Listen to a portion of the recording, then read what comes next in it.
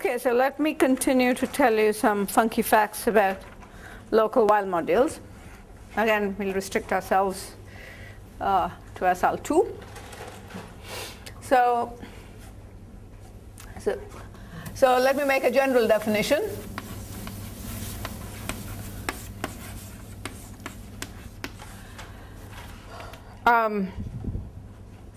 Supposing I have an object of my category, and now I really do want to make a restriction that Hom G V mu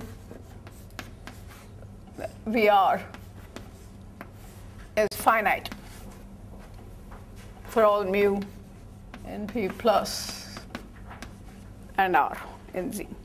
So in any particular graded piece, any irreducible representation occurs only with finite multiplicity. So I want to impose this restriction. Okay? So then I can define, so the reason to do that is I want to define the graded character of G, and that is going to be summation mu in P plus. Not G underscore, right? Just plain G.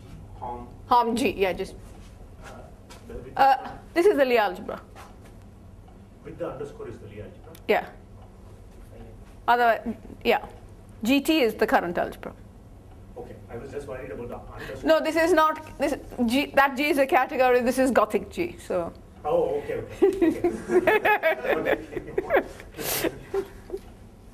Okay. So the graded character of V is defined to be, it's a polynomial, it's a Hilbert series, and it's, so let's give this thing an,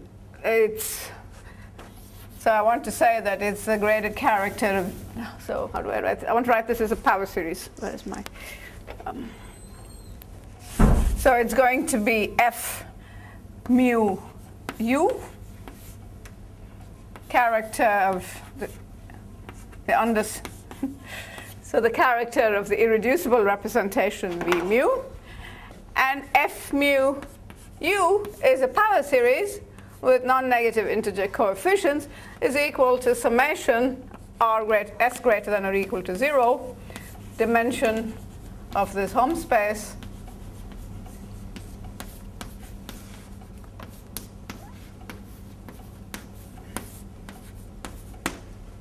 so this is a power series with coefficients in the integers. Okay. So this is like a Hilbert series. Yeah.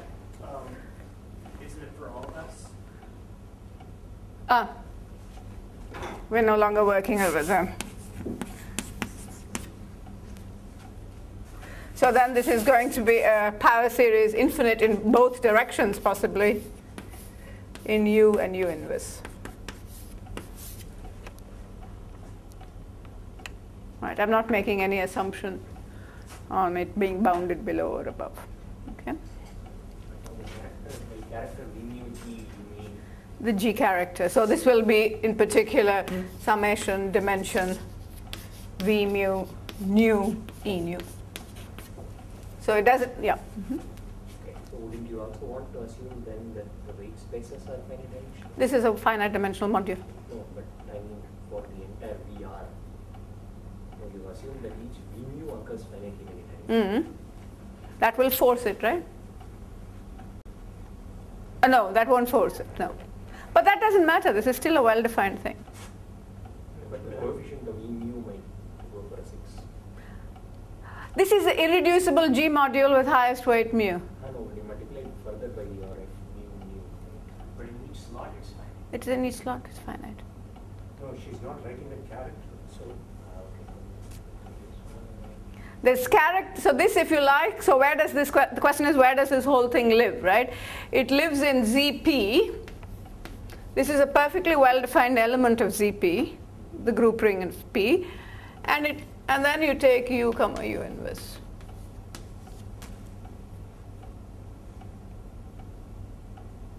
no, see, I also have the same problem. So you're not writing the character of V mu there, but only the dimensions. Is that correct? Dimension of, oh, no, V mu, V mu. Then there will be a problem. Like for SL2, for example. Mm-hmm. So if you say you have some graded piece of V, which say the direct sum of all the irrefs of this. Right? So it's Vn for all n's, it's the direct sum of all that. So in the zero weight space is now infinite dimension. It's a question of how you're collecting it up, Ilya. I'm not collecting it up according to the zero weight space. I'm collecting it up according to the character of my module. But then you're only writing the character as E. So you're thinking of like. So I'm thinking of this character as a variable. Okay. So then not as. Yeah. Not in this way, right? If you further No, if you further expand, you'll run into trouble. You're not allowed to further expand. Okay. It's just a formal variable indexed by mu. Exactly. So if you like, you could. Yeah. So if you like, you can. So you can think of this as E nu, and it contains it. Mu. Yeah. E mu. Yeah. You're not allowed to play the game that you're further playing. Okay.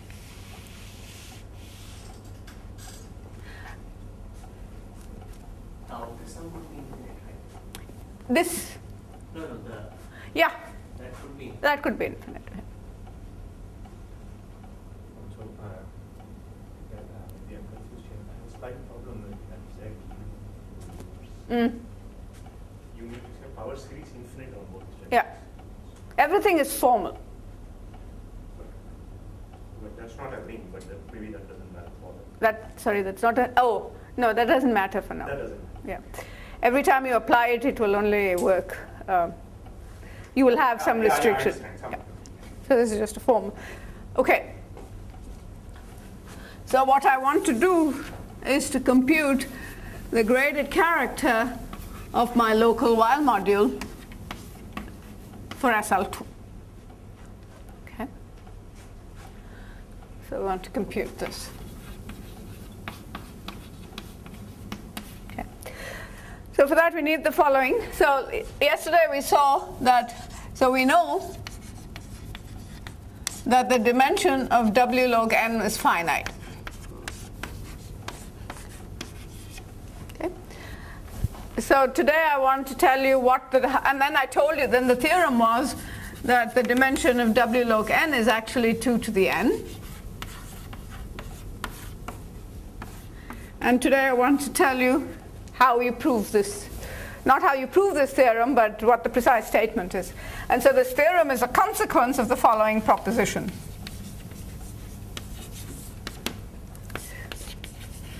Proposition W log n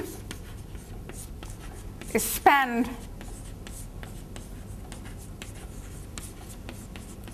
by elements of the form so it's y tensor t power r1, y tensor t power rk, where k can only go between 0 and n. I can only have n powers, n products. And these r's are also bounded. I have 0 less than or equal to r1, less than or equal to r2, less than or equal to rk, less than or equal to n minus k. Okay.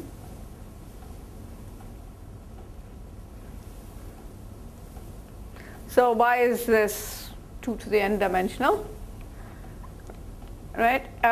You just have to compute how many terms there are over here. This is a symmetric algebra calculation, polynomial, so you know how to do this. Okay. So this is not difficult to do. To see that it's at most 2 to the n dimensional, this will tell you that it's at most 2 to the n dimensional. Yesterday I constructed a module which was 2 to the n dimensional, therefore the dimensions are equal. Okay? So the cardinality of the set. So it's easy to check that the cardinality of the spanning set is at most 2 to the n.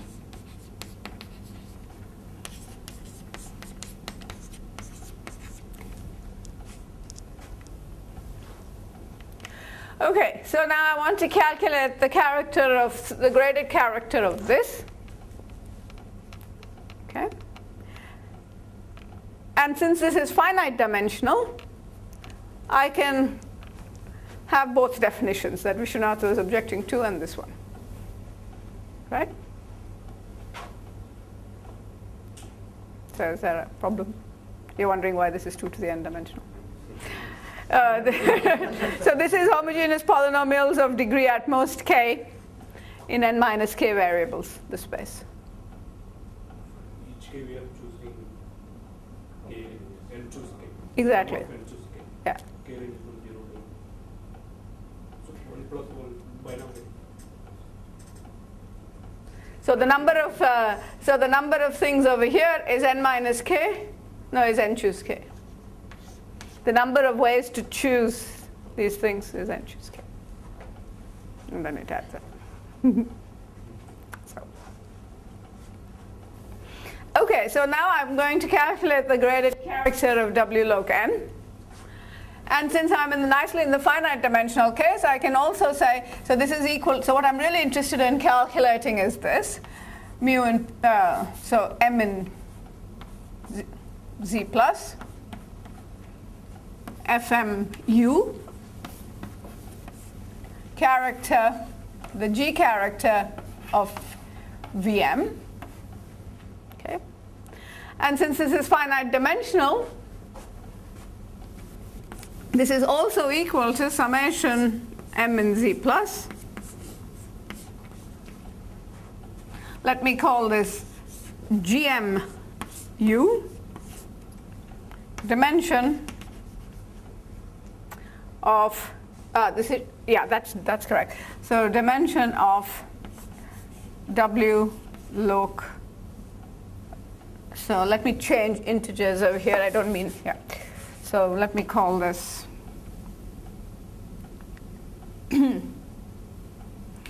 S in Z, GSU, W log N, S. So we agreed with that.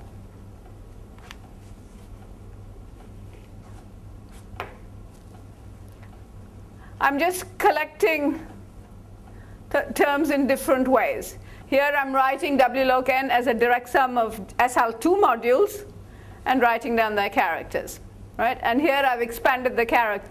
I've actually expanded all the characters. Right? Each of these I can write further as summation dimension of this weight space, correct? And then I have to keep track of where it occurs. So I'm defining two separate sets of polynomials. Okay. So the objection Vishwanath had over here was if I had tried to do that, I would get infinitely many things. But in a finite dimensional case, I don't. So these two characters are the same. So what Vishwanath was saying was, supposing I didn't choose this, but I just took nu and p, and I wrote f nu u w, no, it was v, and I took nu, right? Dimension of v nu. Then I would have all kinds of difficulty making sense of this. Okay, this lives in too many places, and so it would have lived in every. So this shouldn't be f. This should be some g. And if I tried to define g, I would be in trouble because that would occur in infinitely many pieces. But over here, it isn't a problem. Okay, so it's a very fine point. But it's correct over that.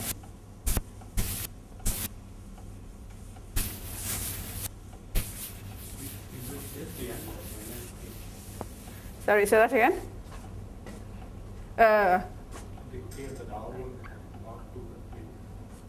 Here. This is correct. Sorry, what are you saying? Yep, is that correct? This one, n minus k, the upper bound. Yeah. If I take k equal to 1, for instance, then what did we show yesterday? We showed it was 0 less than or equal to r, 1 less than or equal to n minus 1. I guess you're worried about why it's n choose k then. No, but you're allowing repeated. See, r will be the same as r2. Right? So you must think about 8 things which are potentially repeated at the most n.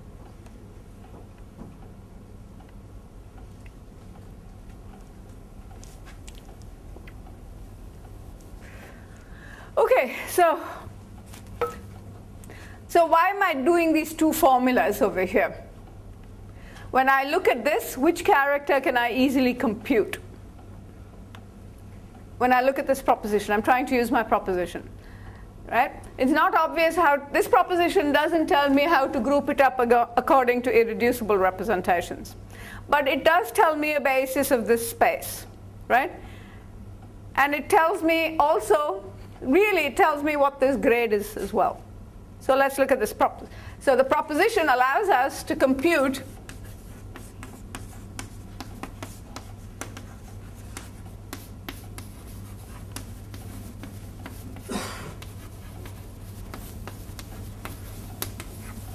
GS. So let's try and do this. First of all, where does this sum vary from? Although I've written it over S in Z, it's actually a finite sum, correct? So it'll actually just go from S equal to minus n to n, right? Because there's no other, and actually S equal to 0 mod n mod 2. Okay? GSU, dimension of W log n S. Right? Because it's only going to vary over the weights of my module, and my weights only go from minus n to n. Okay, so what is GNU?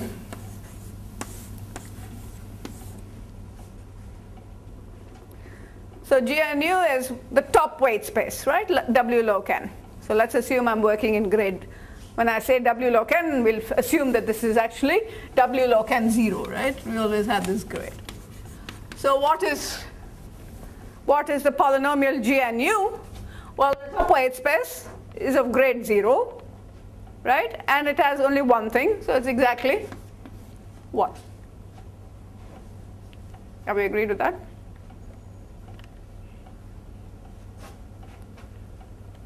So what is Gn minus 2u?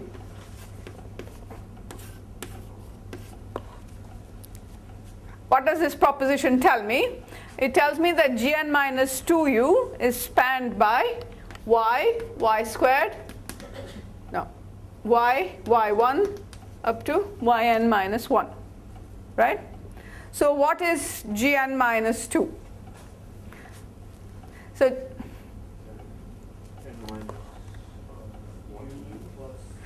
it starts with y, so it will be 1 plus u squared plus u to the n minus 1. And if you think about, okay, let's do one more example. What is Gn minus 4? What is this spanned by? This is spanned by yi, yj with 0 less than or equal to I less than or equal to j less than or equal to n minus 2. Right? So this is equal to, so again, if you think about this for a bit, this is equal to summation, just u to the I plus j, right? Sum over ij with those restrictions. Okay? So with those restrictions. Okay, so this is where it gets interesting. So let me write it over here. So what is actually happening is, so you have GNU equal to 1. Let me write it again. And then if you look at Gn minus 2u, what do you notice? Well, this is a geometric series with ratio u, and you know how to add that up. And that's equal to 1 minus u to the n by 1 minus u, which in another language, if you're doing Qs, is equal to quantum n. This is an equivalent formulation of the Q integer n. Okay? And then if you do some more work, what you'll find is that Gn... Minus 1. No, there are n terms.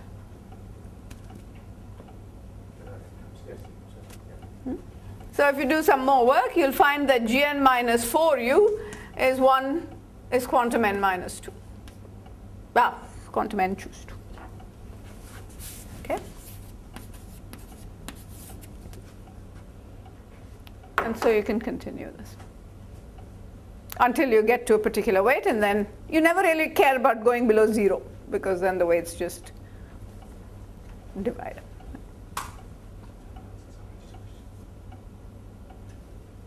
Sorry? Is that an obvious question? No. So go on until with the sum. Until minus n, but when you get to minus n, you'll find, when you want to compute, things are going to repeat themselves after a particular, the number of things. So let me do an example for you. What is g minus n going to be? To show you that it will be the same as gn, right? What does this theorem, what does this proposition tell me? It's n minus n. It has to be spanned by things which only go up to n minus n from 0, which is 0, therefore. There's only one choice. So that's y to the n, right? And so g minus n will again be 1. So what you'll find is, just like for SL2, you'll find that things will change until you get either the 0 weight or the 1 weight. But then after that, it'll just repeat. Okay? So what I'm saying is that GSU, so if you do the calculation, you should find that GSU is equal to G minus S of V. This is just SL, for SL2. To believe it, it's just SL2. Okay? Okay, so I've calculated this character. Right? So this is equal to summation n choose S dimension W log. So maybe I want to write absolute value of S, W log n S, because otherwise I run into trouble with defining negative integers. Right? Because S should go from minus n to n, so I don't want to allow that. So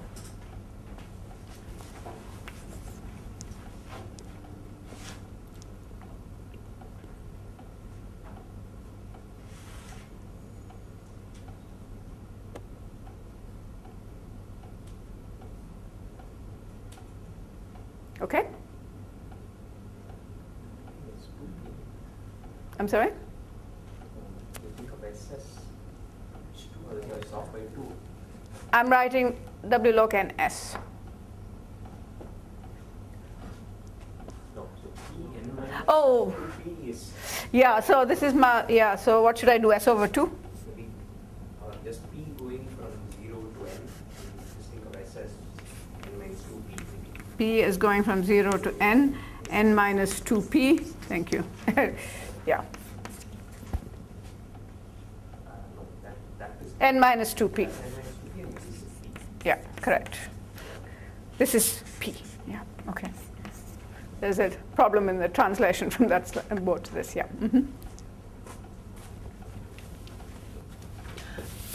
Okay. So let's continue to do representation theory. So now, what does that tell me? I really want to know what FM is as well, right? I've calculated GM, and I want to know what FM is. So I claim, so let's write M as n minus 2p, because otherwise I'll make these mistakes. So let M equal to n minus 2p. So my claim is that f of n minus 2p is equal to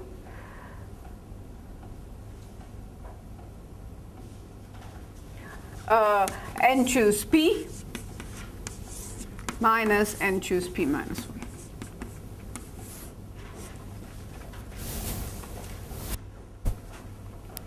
And this is the well-known Koska polynomial. This is one definition, if you like, of the Koska polynomial, of a particular Koska polynomial.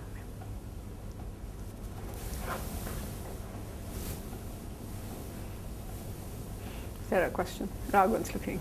W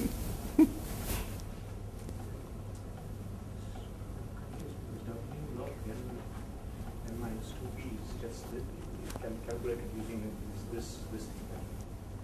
I'm confused. I'm computing the graded character using this basis. This is a graded basis.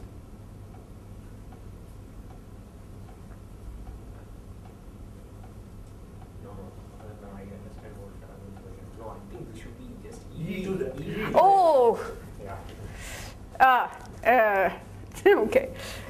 Both things are the same. Okay. E n minus 2. Yeah, that's it. Okay. So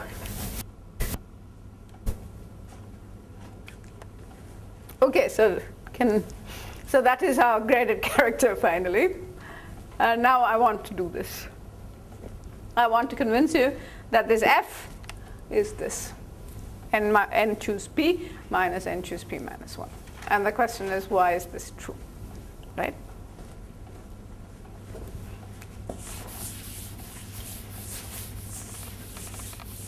So it's SL2 theory, and it's a nice exercise in SL2 theory, so let's try and do it. Okay, so let's do the easy one as usual. What is Fn of u? Well, that's just, you're looking for the multiplicity of Vn in the local while module, which we've discussed many times, is 1, right?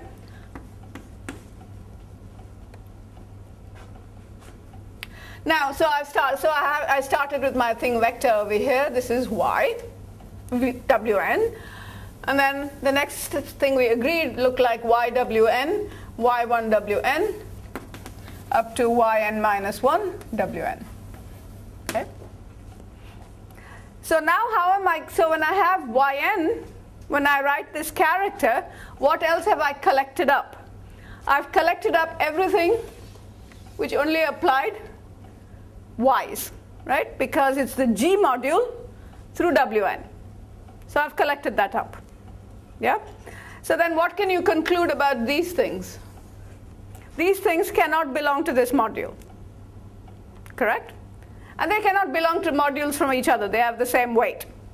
So how many copies of an SL2 module do we have over here? We have n copies of an SL2 module with different grades. Right? So at Fn minus 2u, which only wants to pick out how many n minus 2's I have, will be u plus u squared plus so on, u to the n minus 1. And if you work it out, you'll see that this is, basically I'm just leaving out this one, so it's exactly equal to gn minus 2u. So I might have got something slightly off, minus. No, that's correct. So minus gnu, because the p goes down. Right. This is equal, yeah. This is equal to n choose 2, n choose 1, minus 1.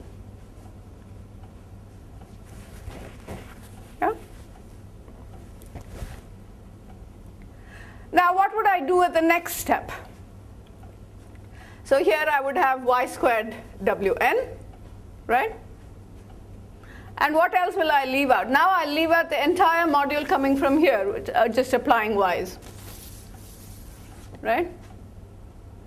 And then I have some other terms, which I have to keep track of. But in effect, what piece of this character am I leaving off? Right? I'm leaving off the piece of the character which came from the previous step. So Fn minus 4 is equal to Gn minus 4. Right? Each of these things must be left off because this is y squared. This lives in the G module through those things. So it's minus Gn minus 2. And that's it. And these are called, so you repeat this until you can't repeat it anymore, and then this is. So in effect, in this case, when you know, if you can calculate this, you can actually calculate the graded character. This is, of course, this is possible because this is SL2. In the general case, to go from here to here will be highly non-trivial. You can compute. So these kinds of formulas, are called, in the physics literature, they love to call them fermionic formulas, in the sense that there are no signs in these formulas. So combinatorics, people don't like signs, right? They like everything to be positive integers. And these are fermionic formulas.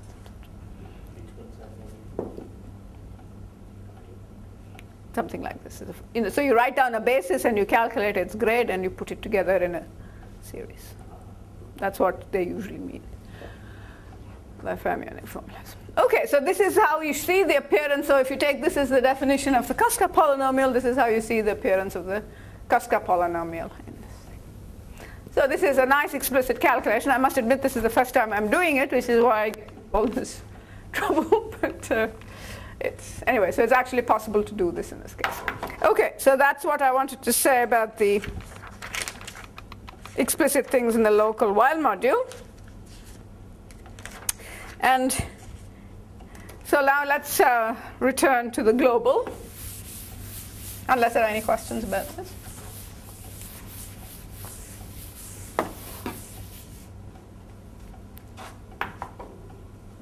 So, shall I go back to the global? Or, yeah. So can I compute the G structure of the local fields? I have computed the G structure. What's this? I mean,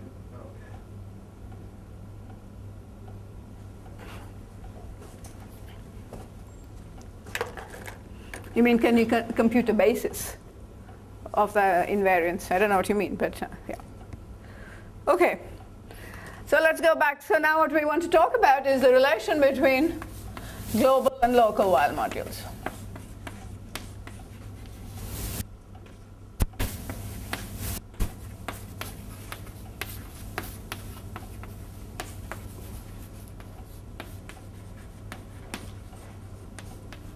Okay.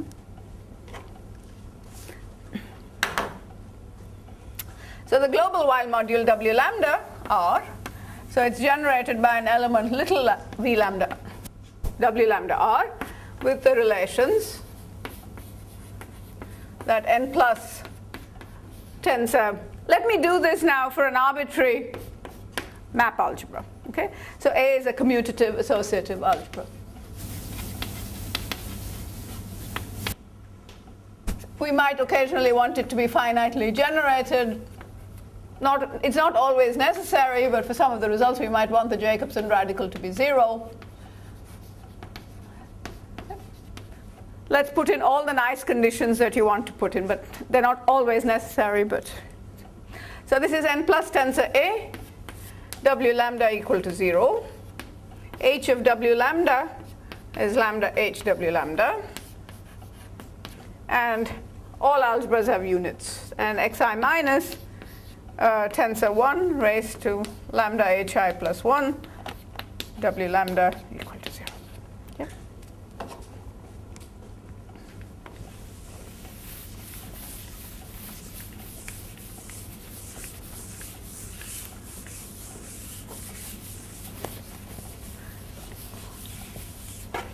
So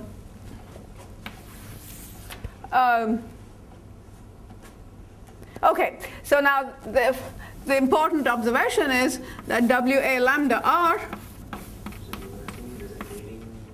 No. Oh, so I'll draw. So I changed my rules, right? So let's drop the grading. Yeah.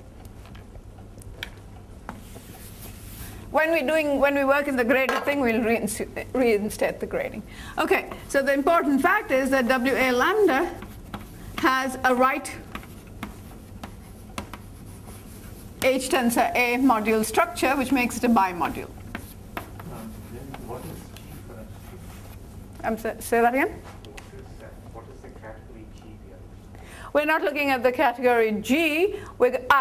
Okay, so we're going to look at the category of modules for G tensor A, which are locally finite dimensional as G modules.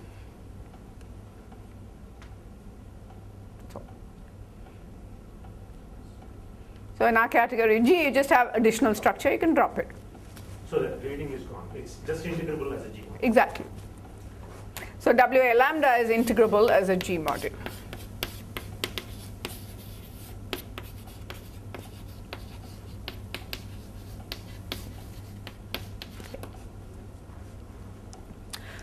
Okay, so it has a right H tensor A module structure. Okay. And how shall we define it? Well, so you take an element. What does an element over here look like? So it looks like U times W lambda, right? Where U is in UG tensor A. Correct? And I can make it act on, and I want to define a right action on this element. So let's say H tensor little a. Okay. Then this is just going to be, by definition, U H tensor A acting on W lambda. You just slide it through. So what do you need to do when you slide this through? There's something you need to check, which is you need to check that this is well defined, right? So I'll leave that. So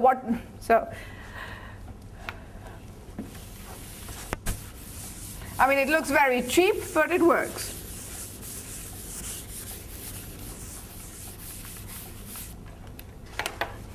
Okay. So check. This gives a well-defined right action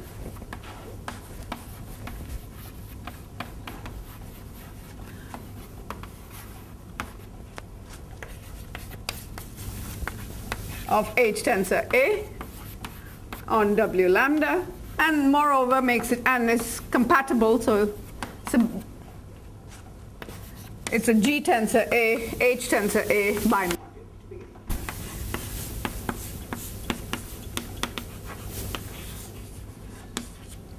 Just because H is commutative.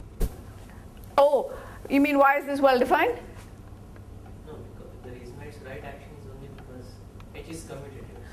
Yeah, but you're still, but this, the way to write this element is not unique, right? So you have to prove that if this element was 0, you still got 0 when you did this funny thing. And that really comes from these relations. So there is a little bit to check, but it's not too difficult. Yeah. Why would one think of, sorry, I'm not doubting it, but Why does one try to define this action? Is that the question? or is it natural from some other point of view? So, how is the local while module defined? The local while module is defined by imposing some additional relations, correct? That means somehow you're imposing relations of from H tensor A somehow, right? So you're saying you're putting more elements in your ideal. So it's like so I'm trying to say that this is obtained by doing some induced module, not induced, that's roughly the way to do it. I mean, this is of course now very axiomatic, but originally when we were thinking about it, it was a question of so it's clear that W lambda has this W log lambda pi as a quotient. And how does one understand that in some sense? You're doing something with you're enlarging your ideal, which sometimes means you're doing some tensor, right? So that was broadly the reason that we did this. But I mean, in this language, it's much more recent, right? I mean, we defined that a long time ago. But this actually first appeared in this paper with Khandai. This more axiomatic way of thinking about it. So you see, I mean, this action is sort of really only on W lambda that you're imposing this condition. You can't impose it on the whole module. So that's what makes it a bit tricky. So here the global well module still can alternately be defined as the same UGT tensor this truncation function. Exactly. Everything goes through exactly the same. And then it's also and then by these yeah. relations. Whatever you can do for G tensor CT, you can do for general A. Okay. It's in the study of local while modules that there is a difference, and so that is why I'm now switching gears and working, because there are unknown things for map algebras. Okay, so this requires a little bit of checking. So what you need to know is, so the hint to do that is use the fact that UW lambda equal to 0 implies that U belongs to UGT n plus t plus UGT h minus lambda plus UGT if and only if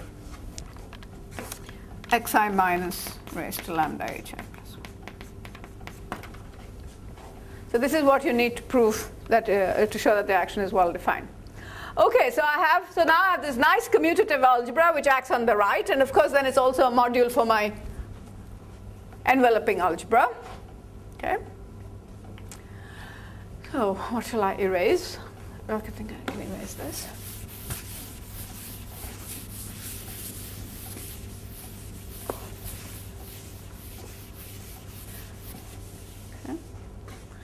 Now this algebra is too big, so of course this algebra doesn't act faithfully on my W lambda or anything, right? It can have big kernel. So I'm going to get rid of the kernel. This algebra is infinite dimensional, which is a huge nuisance. So let's look at the annihilator in H tensor A of this element W lambda. So what do I mean by that? This is for the right action. So I'm going to look at all elements U in U of H tensor A, such that when U acts on W lambda on the right, which is the same in this case as having it act on the left, it's 0.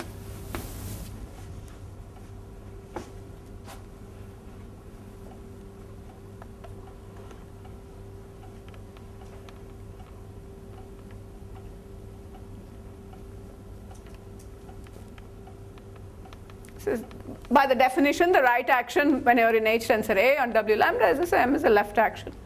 And I'm looking for all things where it is 0. Okay? And then my algebra A lambda is equal to, we're working inside a commutative algebra, so this is a two-sided ideal. So I'm going to take U of H tensor A modulo the annihilator.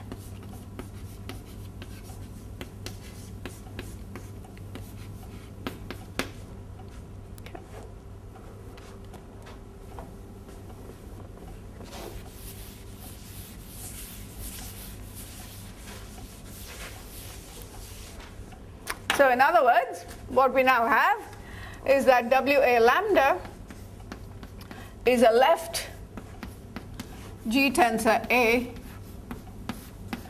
lambda bimodule.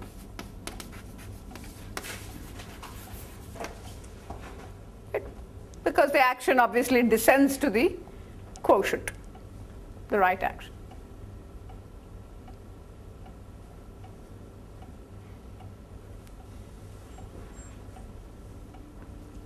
So then, the assertion is, okay, so I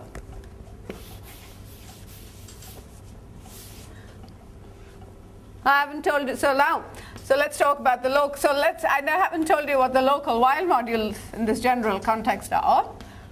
Oh, I did, or maybe I did, I imposed those relations. So the local while modules for WA lambda, this is an alternate equivalent definition.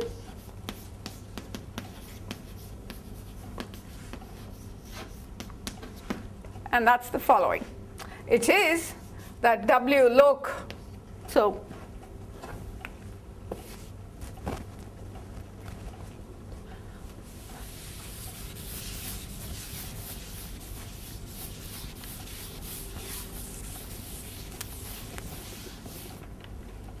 is that let M be any maximal ideal, let's not underline that, be a maximal ideal in A lambda, then the local while modules, so we have too many things, so which I'll now write as lambda M is equal to WA lambda tensor over A lambda over M.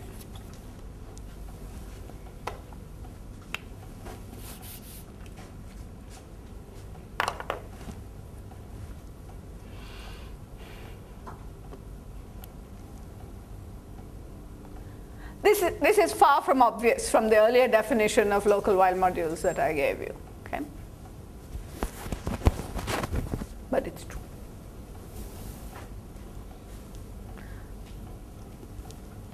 There are all kinds of results that one can prove that WA lambda is finitely generated as an A lambda module and stuff like that.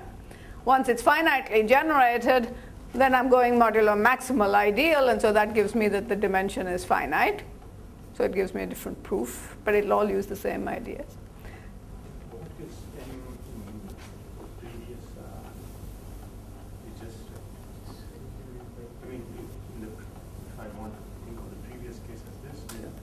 So I'm going to tell you that. So I'm going to give you some clue as to why this is the same as the original definition of local while module that I gave. So for the original definition, what did I do? I picked a set of maximal ideals in my ring A, right? And associated to each of those things a dominant integral weight.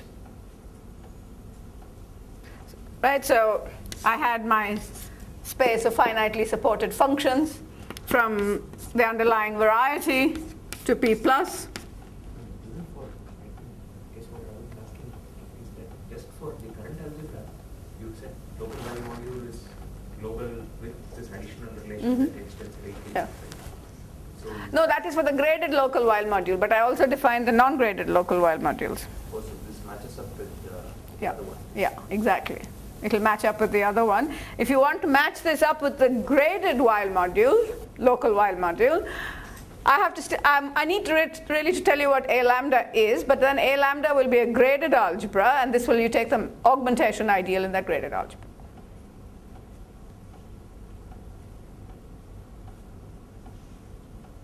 Okay, so there is a missing piece of information which you should ask me for, which is how is this algebra A lambda related to my algebra A? Right. It's all being concocted from my algebra A and this element lambda. So there must be a good relation, otherwise this is not a good theory. So that's the missing piece of information that I haven't given you, which I will now give you. Okay. So the result on A lambda is the following. So that's why I need all those restrictions about Jacobson radical being 0 and so on. So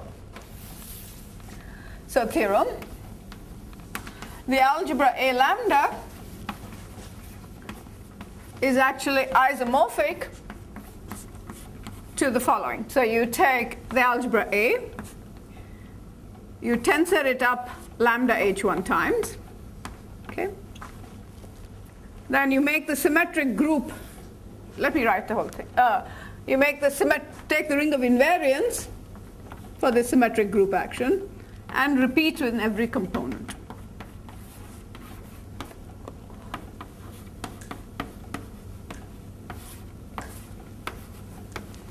Yeah.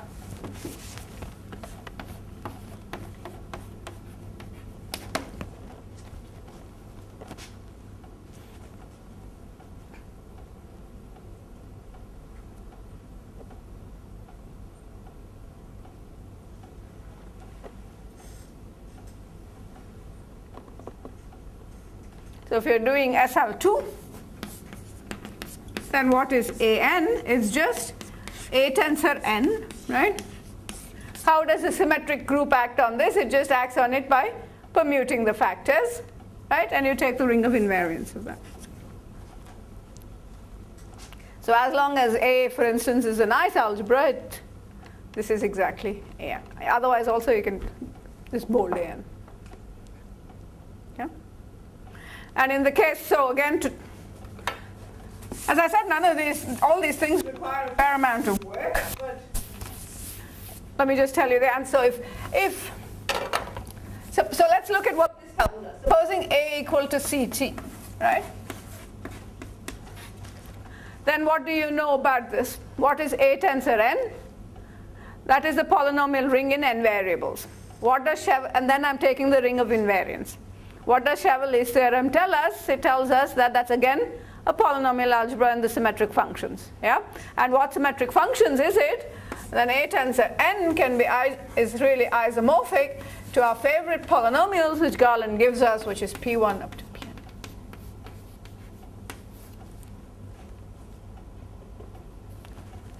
Sn. It's isomorphs. Okay? So now if I take the graded maximal ideal here, I'm precisely putting all the pi's to be 0, which means I'm putting ht power r to be 0 for all r.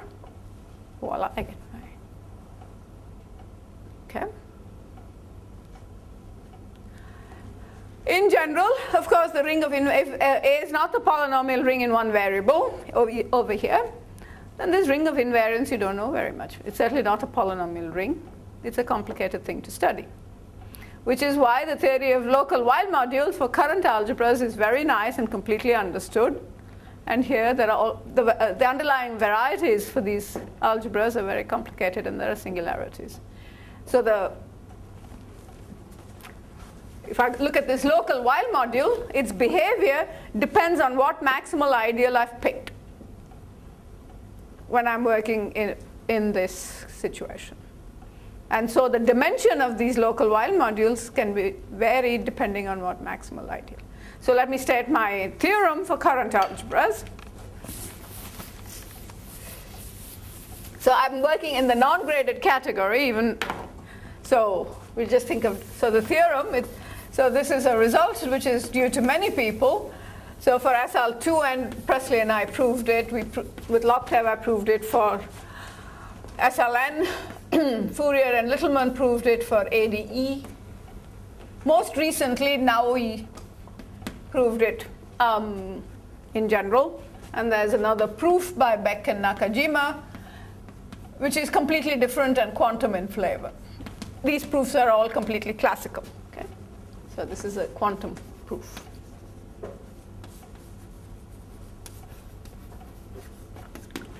So this started in 2000, and it was eventually proved in 2010. Okay? So this was 2006, 2007. This is AN, A1. Fourier and Littleman did it for ADE, and this is in general. Okay? And the theorem is, so supposing A is equal to CT, then W lambda, the global while module, is free. So let's write WA lambda is free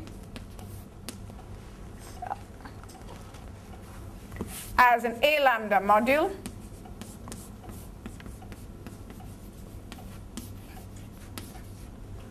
of rank equal to the dimension of the local while module.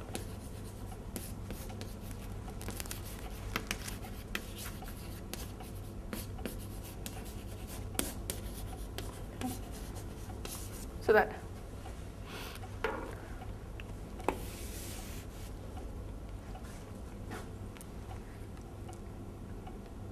And if I want to introduce my grading, then it's graded free.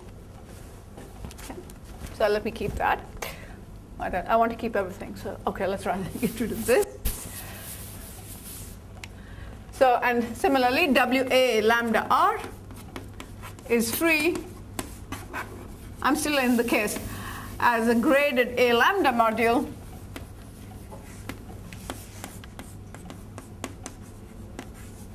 of graded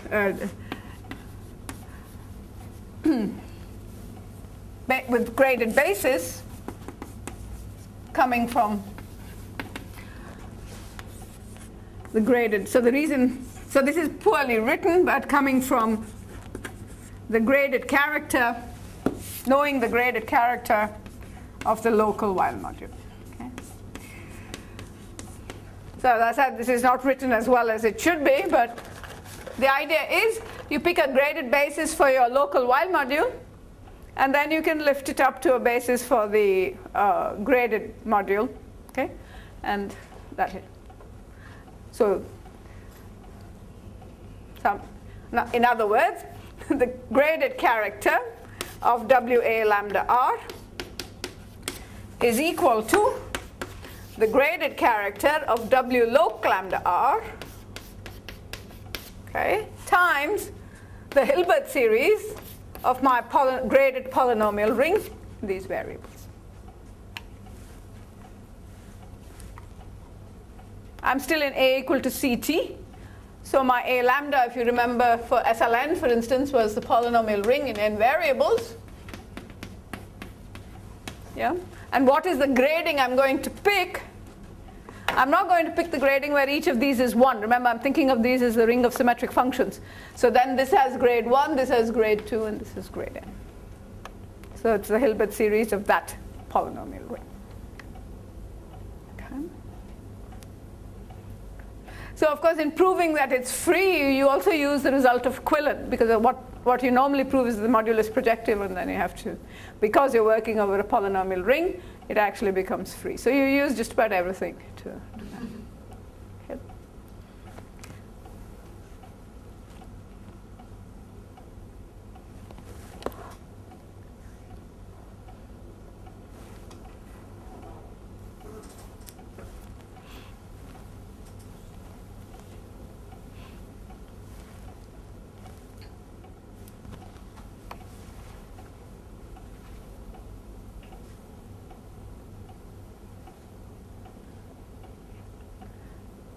Okay? So, so then what if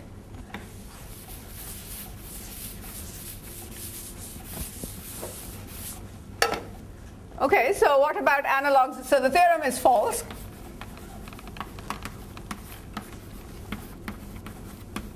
If A is not equal to CT or CTT inverse. And there isn't much difference between these two rings for this purpose.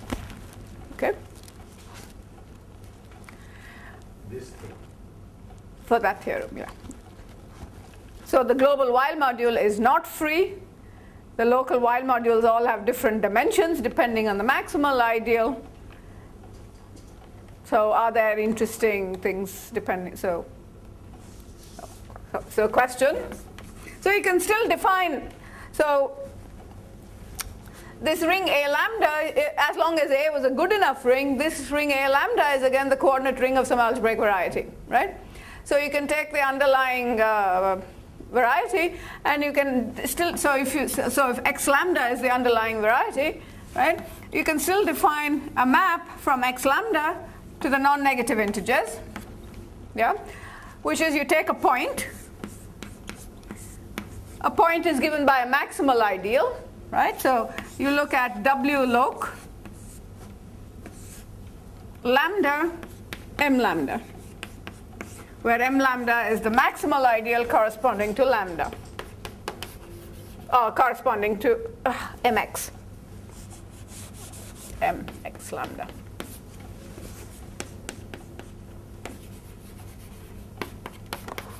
Right? I mean dimension, correct. So X lambda is the variety corresponding to A lambda. Correct.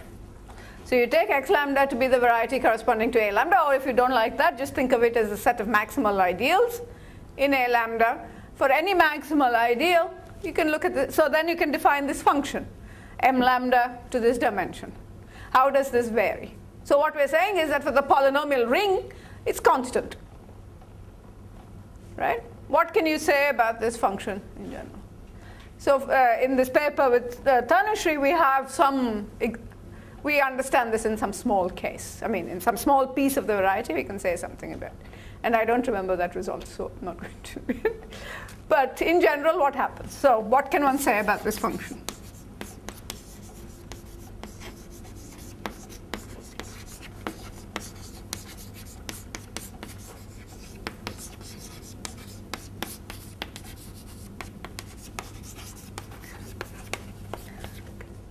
And the answer is I don't know. Right? So this is. I mean, I think. I have a question. Your previous theorem, you say lambda in terms of A. So, would that hold? The theorem that A lambda is what I said it is. You know that you take the tensor product and you take the symmetric thing. That holds for all A. So A lambda can be thought of as some symmetric product, appropriate symmetric product of the underlying variety of A. Mm-hmm. Exactly. Exactly. Yeah, so A lambda, you take maximal ideals in each piece and you take orbits. Okay? Okay, so now I now have more or less everything that I need. So I can tell you, so I'm going to finish this lecture today, like the same way I'm going to finish the colloquium, which is to tell you what BGG reciprocity actually is. And I realized after we called it BGG reciprocity, and I learned a little bit more, that it's really more like a Brouwer-Humphreys reciprocity.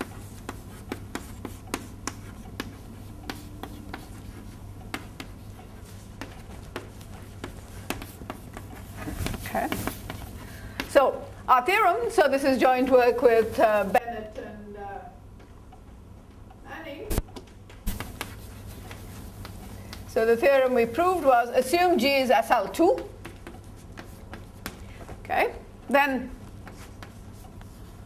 the projective module P lambda R has a filtration by global while modules.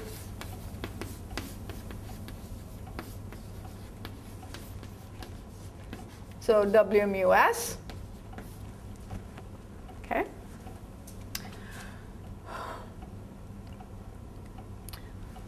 Such that the number of times a particular mu s occurs in this filtration. Okay. So the multiplicity with which W mu s occurs in this filtration is equal to the multiplicity with which the irreducible occurs in the local while module. So we have to do this carefully. So this is mu r. This is finite dimensional. And this is v lambda. Okay.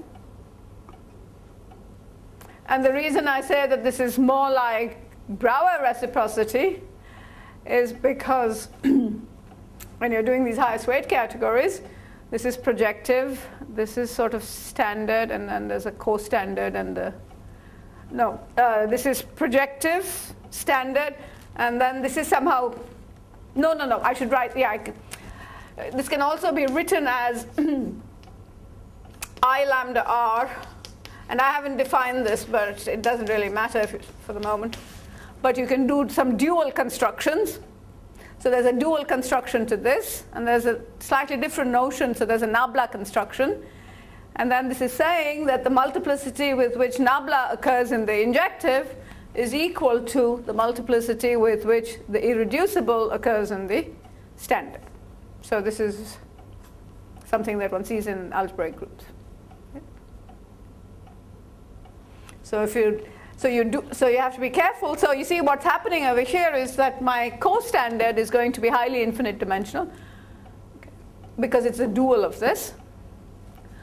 My local doesn't change, and so this is going to be highly finite dimensional.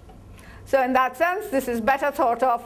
I mean, when you write it in projectives, it looks a bit odd, but when you write it in this language, then it's quite clear that it's supposed to be Brouwer-Humphreys reciprocity. Okay? But in some sense, because of the theorem that you just quoted, the big one is it's still free of the same rank. So in some sense, it's just over a bigger ring. No, that's all. Yeah, exactly. So in that sense, also it is BGG reciprocity. You're quite right. And of course, so let me make some rapid comments. So then you could ask. So you could say. How unique are these things? So what we're saying is if you take any filtration this determines for you the character of this projective. So if you take any filtration by while modules, you'll get the same multiplicity. Just like Jordan-Holder series is independent of the constituents are independent of the filtration. Jordan-Holder series, the same remains true over here. Okay? And then there's one application of this theorem, which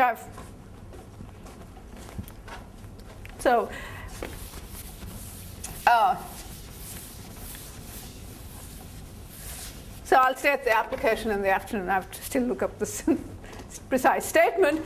But so what are other directions that one can proceed over here? Are the characters of W in U?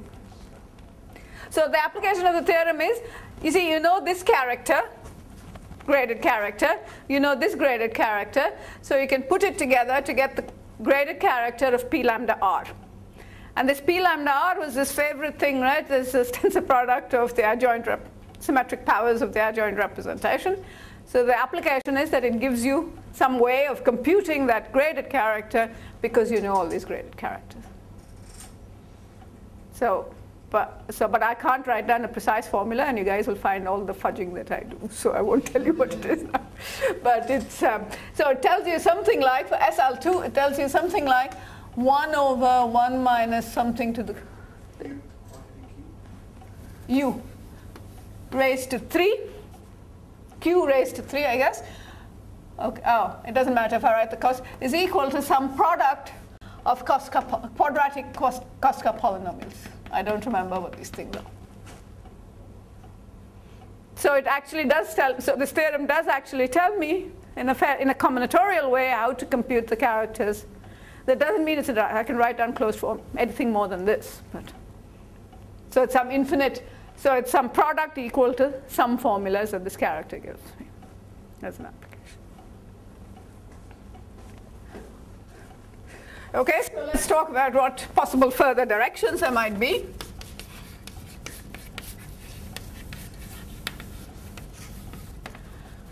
so why is this a good theorem to have? This is because this leads naturally to the notion of what you can now work with Klein-Partial-Scott setup of highest weight categories. Once you have this theorem, then you can start talking about, you can start using other people's machinery, which was developed in an abstract notion, so you can work with these highest weight categories. And what they tell you then, that helps you compute X. Is this one of the axioms for that? No, so this is stronger than the axiom that you need. So the axiom you need for a highest weight category is that you need a finite poset, let's say. And you need your projectives to have a filtration by what they would call standards.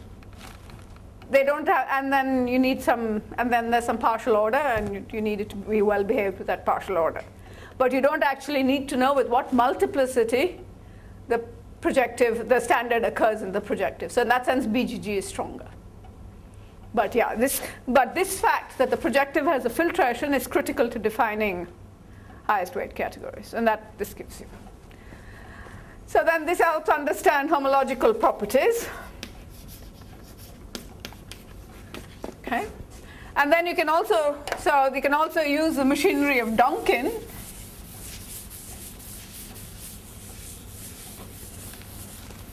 So basically you can start borrowing ideas from other subjects. So you can use. The multiplicities are finite, right?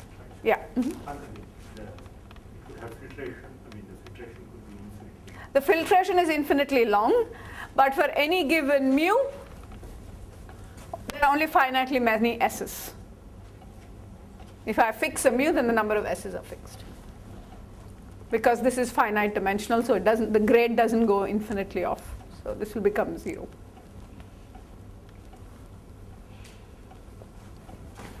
So you can also, so another goal is that one really doesn't know many examples of modules for these current algebras, except these sort of straightforward things.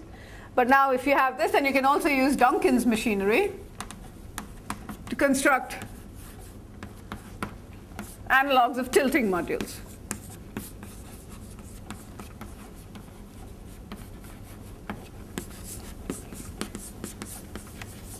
Maybe.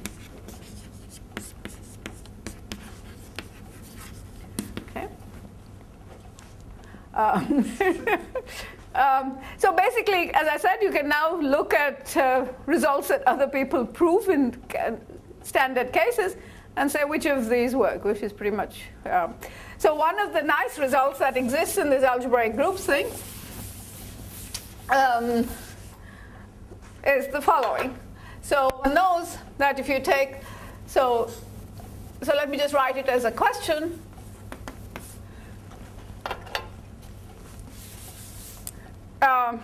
Does the tensor product of global Y modules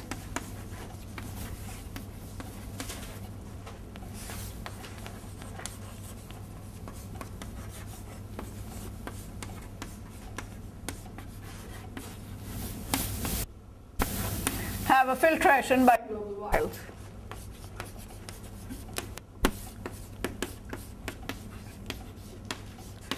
This is certainly known in the case of algebraic groups. That, I suppose, is the result of Matthew, who proves that the tensor product of modules with good filtrations has a good filtration. If you think of good as being the dual of Weil, then, and here, so certainly I believe that. So I don't know.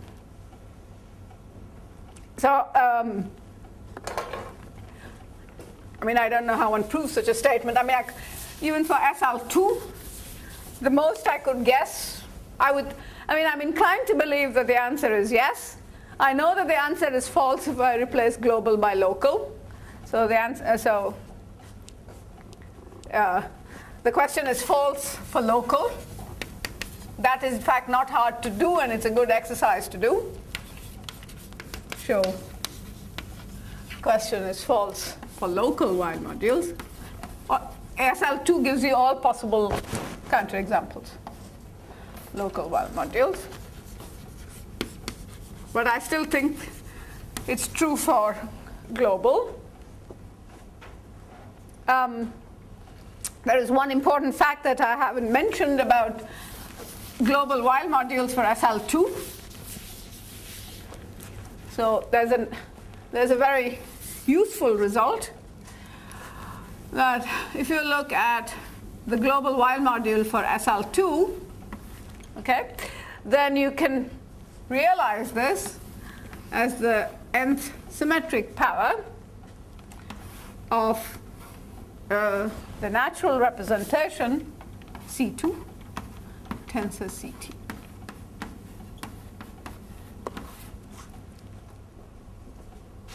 C2 tensor CT is naturally a module for SL2 tensor CT, right? SL2 will act on C2, and CT will act on it by left multiplication.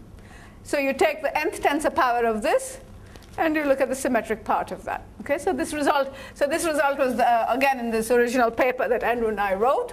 So on while modules. Okay. So this result is very useful in doing many calculations. So maybe this will be helpful in doing this problem, for instance. Okay, such realizations are not known. So here's another result that's not known. So a result approved with Bennett, Greenstein, and myself, and Nathan, is the following. So we proved that in general. So supposing G is of type AN or CN, okay, then we proved that W lambda. What did we prove? That W lambda injects into W omega 1 raised to tensored with R1, tensored with W omega n, tensored with Rn. I'm confused. Yeah. So C2 is the standard module Yeah. for SL2. Mm-hmm. And then you're taking sort of that CT means you're taking one copy in every. Is that it's for GT? It's a module for GT. Yeah. It's a module. And then you take the symmetric power of that. Mm-hmm. This is just a vector space, right? Okay. The symmetric power of that. Mm-hmm.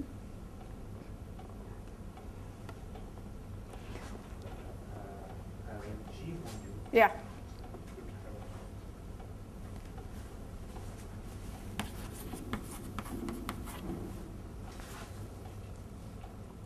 This is a GT module, so the arbitrary nth power, tensor power is a GT module.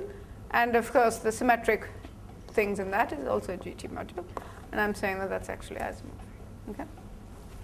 And this is a very useful result when you want to work with things. Okay?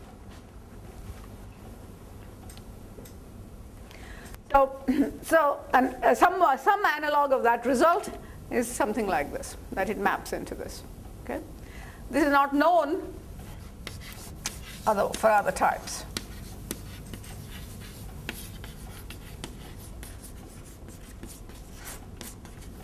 Okay.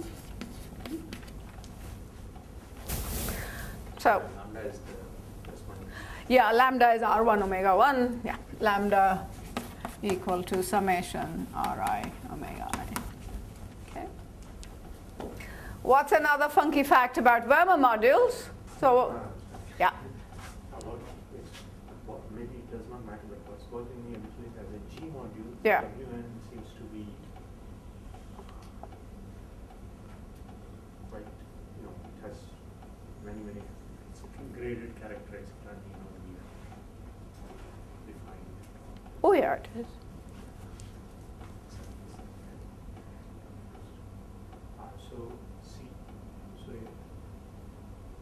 It's just one copy as a G module. It's just before taking the symmetric power, it's just symmetric, just the standard in Yeah. degree. Yeah. And then when you take the So its graded character is summation f, what did I call it? Yeah, f t to the r character of v1. So which is also equal to e1 summation t to the r plus e minus 1 summation t.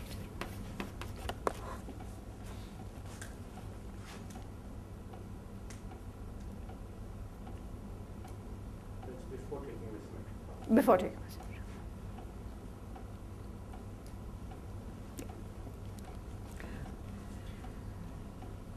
This description of W, it's just like it's the usual SL.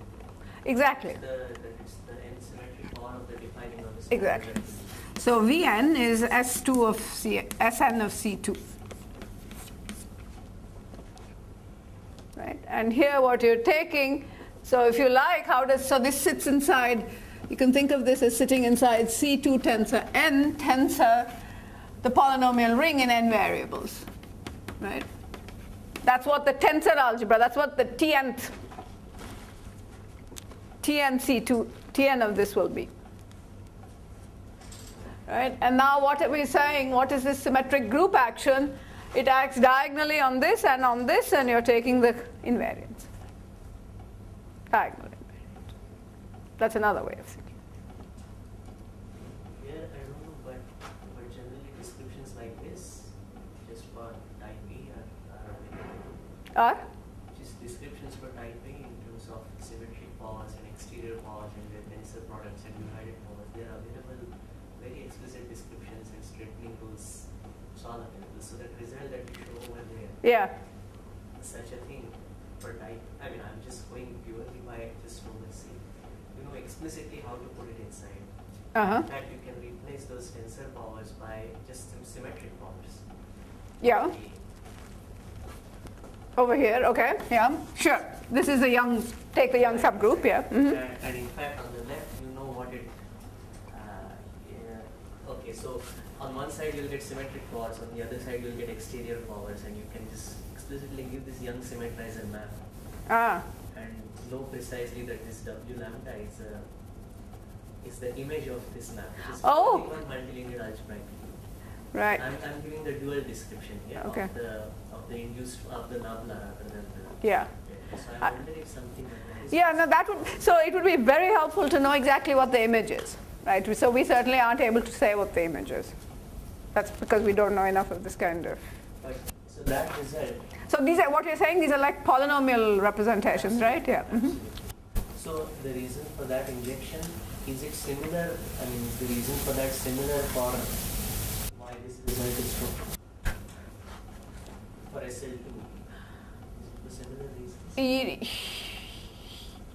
At least for AN.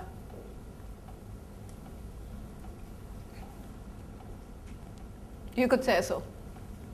For AN and CN, so the reason this result is true, roughly speaking, is because for these algebras, the fundamental representation is minuscule or co-minuscule. That's the reason it's true. So this W omega 1 is just V omega 1 tensor CT. So it is very similar to what, yeah. I presume that's the reason all this works for SLN, right? That's something to look at. Yeah. It may work. Yeah. Yeah, so that's good. So another thing, so why are Verma modules called Verma modules, much to everybody's aggravation? They're called, especially in India. So they're called Verma modules because he proved a very important result, which is that any non-zero map between Verma modules is injective or zero. No, any non-zero map between Verma modules is injective, and the space of maps is one-dimensional. Okay, so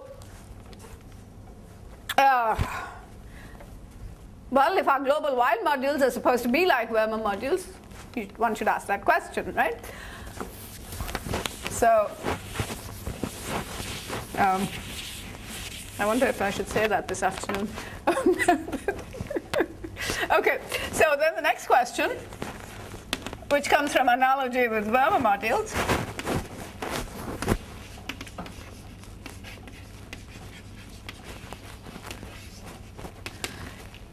So, is to understand Hom G T. So it doesn't have to be graded. I don't want it to be graded, I think. Hom GT, W lambda, W mu.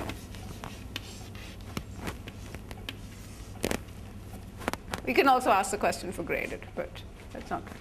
Okay. You could even ask it for it. Yeah, you can ask this for anything, right? So now you have a problem. These modules are all infinite dimensional, right?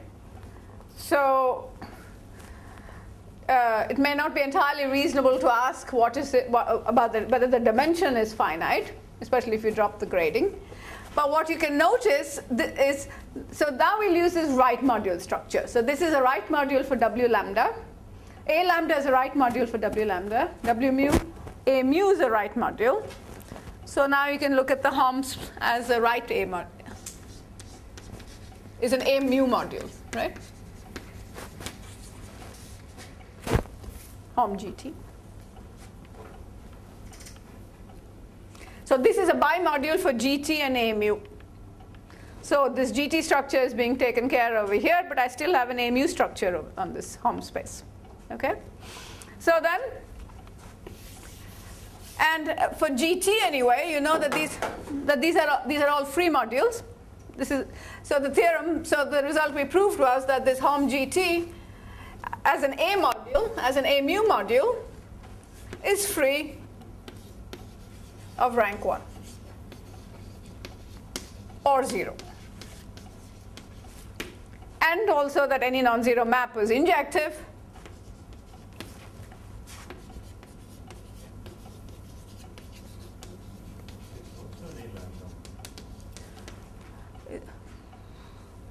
How?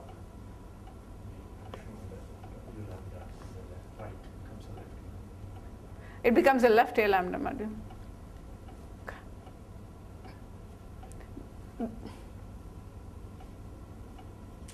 So yeah. Yeah, so it's either free or rank 1, and any non-zero map is injective, but we can only prove this for G of type AC.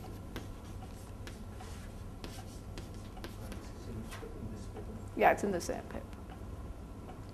And it uses all that. Well, we can't do it. I mean, I think it's still true, otherwise I just can't do it. And the reason I can't do it is because these fundamental while modules become more complicated. You know, they have these tails that we discussed yesterday for Bn and so on.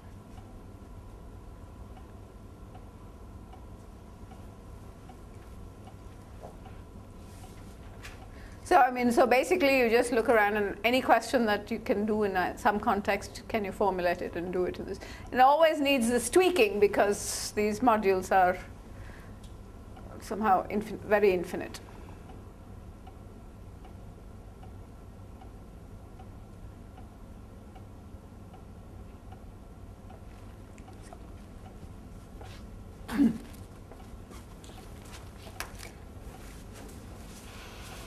So I am done.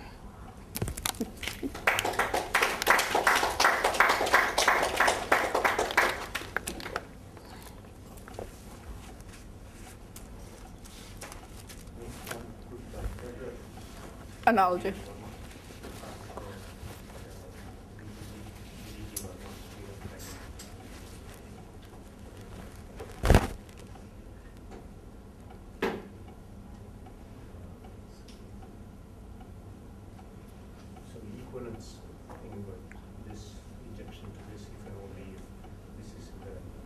While group orbit, yeah, the Brewer order business. Yeah, I don't know.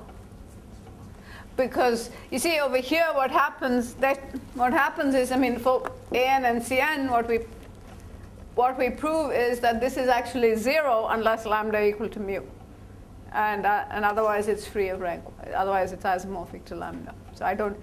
So there might be something. It won't come from the finite while group. It'll probably come from the affine while group.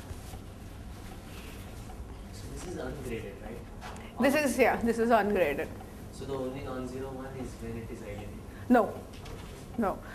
It's a free as an A lambda module. So you take W lambda to A lambda W lambda. You know, you take an element in A lambda. Right, but roughly, yeah. But it's when you have W lambda and W lambda. Yeah, right. What happens in the graded case? Can you shift the? You know the answer. Yeah. So W lambda R to W lambda S, you'll have a map provided S is bigger than R. So the shift, so the analog of the S lambda to s dot lambda. Here it's not that, it is the shift in the grade. It's a shift in Which the, is the same thing that you saw in that x calculation right, earlier, right? The x between simple modules. right, is a shift in the grade, yeah. So it's like a translation that's going on, and for SL2 you sort of think it's got to be related to the affine Weil group translations.